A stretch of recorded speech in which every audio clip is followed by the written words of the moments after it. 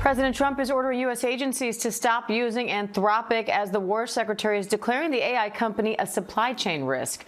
Now, that designation is usually reserved for foreign adversaries, but Secretary Hegseth is invoking it here after the company refused the Pentagon's terms for using its technology. Anthropic CEO had said he refused to lift restrictions on using the tech for fully autonomous weapons or mass domestic surveillance. Now the company's vowing to fight the supply chain risk designation in court, saying it sets a dangerous precedent for any American company that negotiates with the government.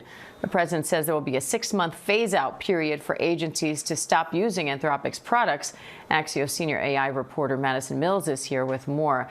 Hi, Madison. Thanks for joining us. So hours after the president made this announcement about Anthropic, its competitor OpenAI signed a deal with the Defense Department. What does that mean for these two companies, but also other AI companies?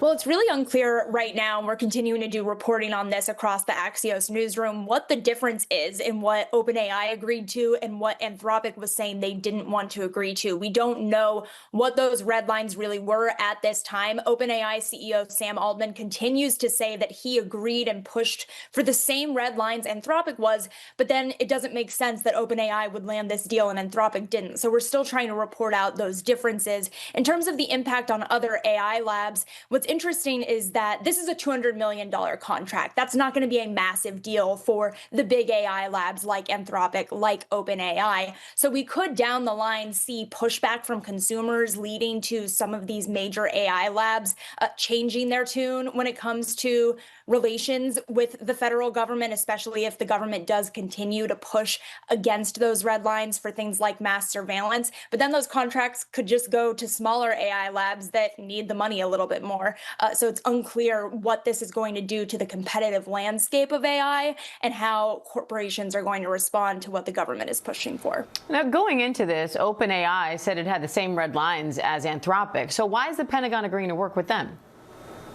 Yeah, that's the thing that we are desperately trying to figure out and spent all weekend reporting. It seems like there was clearly a difference in the definition of red lines for OpenAI and Anthropic. There's just not a lot of transparency about what those differences are. So that's what we're continuing to push for in our reporting, is what those key differences might look like. One of the broader themes that we've been covering, though, is that this is the challenge with the complete lack of governance around AI that we currently have. There isn't regulation right now or laws in place about what surveillance via AI can look like, about the role of companies and their terms of service. We saw this movie kind of playing out before when tech companies like Apple and Facebook first launched. There wasn't clarity about the rules yet. So then the government's relations with those companies looked a little bit different than they might look today now that there is a broader conversation about regulation for those older tech companies. One of the big questions is what that regulation could look like for AI companies and how that could impact contracts exactly like this one.